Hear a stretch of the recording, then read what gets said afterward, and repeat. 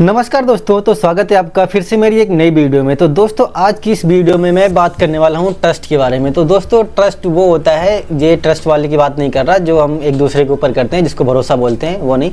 एक ट्रस्ट संस्था होती है जिसका हम निर्माण करते हैं गरीबों का भला करने के लिए, अपाहिज लोगों का भला करने के लिए, ठीक है। जो कैपेबल नहीं है अपनी हेल्प करने के लिए, उनकी सहायता करने के लिए हम ट्रस्ट का निर्माण करते हैं। तो दोस्तों आज के टाइम पे ट्रस्ट बनाना बहुत ही ज़्यादा इजी है दोस्तों, लेकिन अगर आपको सिस्टम नहीं पता है तो ट्रस्ट बनाना आपके लिए बहुत बड़ी गलती भी हो सकती है। आज के टाइम पे क्या है कि बहुत से लोग ट्रस्ट तो बना लेते हैं, निर्माण कर लेते हैं, संस्था बना लेते हैं, लेकिन क्या होता है बाद में उनको प्रॉब्लम्स आने लगती हैं।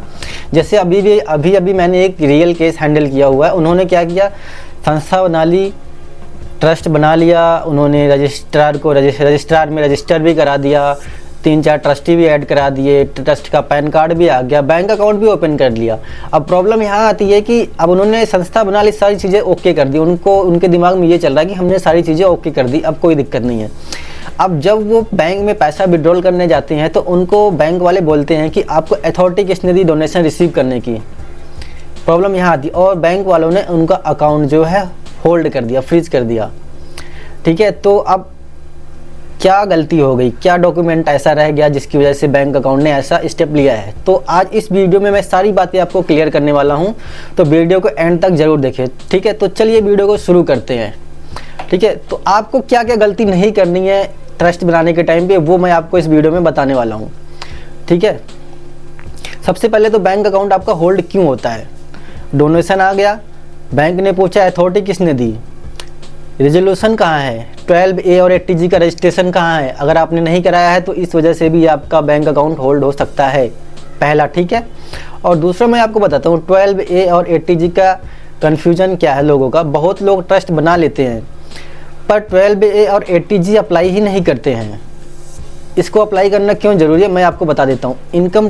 इनकम जो है आपकी टैक्सेबल हो सकती है अगर वो लिमिट के ऊपर जाती है, जो गवर्नमेंट ने लिमिट बना रखी है कि अगर आप इतने लिमिट से ऊपर अगर आपके बैंक में ट्रांजैक्शन होती है तो आप लाइबल हो जाएंगे इनकम टैक्स में, आपको टैक्स देना पड़ जाएगा अगर आपने 12A और 80G में रजिस्ट्रेशन नहीं करवाया है तो।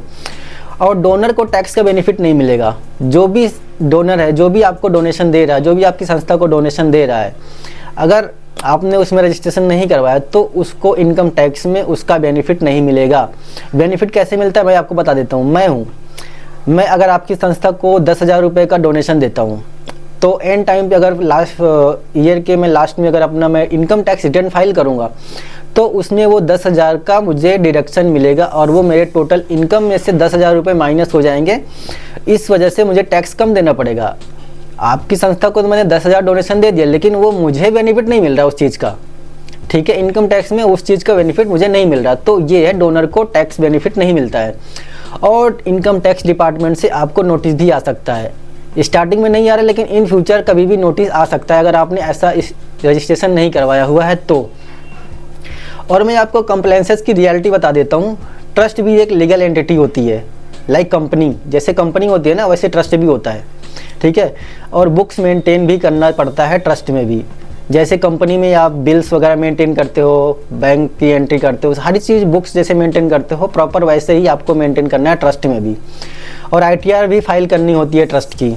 कोई भी ट्रस्ट हो, किसी भी सेक्शन में आपने रजिस्टर कर रखी हो, टैक्सेबल हो, नॉन टैक्सेबल हो, आपको इनकम टैक्स रिटर्न फाइल करना मैंडेटरी हो जाता है अगर आप ट्रस्ट में हो तो, ठीक है। और ऑडिट भी करवाना पड़ता है अगर आपकी लिमिट क्रॉस करती है उस लिमिट को। जब मतलब एक लिमिट है कि अगर आपकी टर्नओवर इससे ज़्यादा होती है तो आपको ऑडिट करवाना पड़ेगा, ठीक है। और ट्रस्टी का जो रिजोल्यूशन मीटिंग है वो भी रखो आप, ठीक है। महीने में या साल में एक बार मीटिंग जरूर रखो। ये सब इग्नोर करोगे तो प्रॉब्लम पक्का 100% श्योर है कि प्रॉब्लम आनी ही आनी है आपके ट्रस्ट में, ठीक है ना। और पार्ट 3 में मैं आपको ये बताना चाहता हूँ, स्ट्रॉन्ग मैसेज है थोड़ा सा। लोग ट्रस्ट इमोशन में बना लेते हैं पर सिस्टम के बिना ट्रस्ट चल ही नहीं सकता भाई। आप चला रहे हो, अभी 2 महीने 4 महीने चलेगा, स्मूथली चल रहा है, कोई दिक्कत नहीं आ रही, तो आपको लग रहा है कि सारी चीज़ें सही चल रही हैं। लेकिन नहीं, इन फ्यूचर अगर आपको बड़ा करना है, आप चाहते हो कि आपका ट्रस्ट और भी आगे जाए, तो आपको आगे इन फ्यूचर में प्रॉब्लम आने वाली है।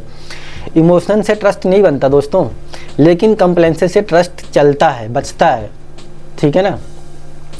तो दोस्तों अगर आप ट्रस्ट बनाना चाहते हो या फिर आप बना चुके हो तो पहले लीगल स्ट्रक्चर को समझो। ऐसे रियल GST और ट्रस्ट टॉपिक के लिए फॉलो ज़रूर करें। ट्रस्ट बनाना सबसे आसान गलती है।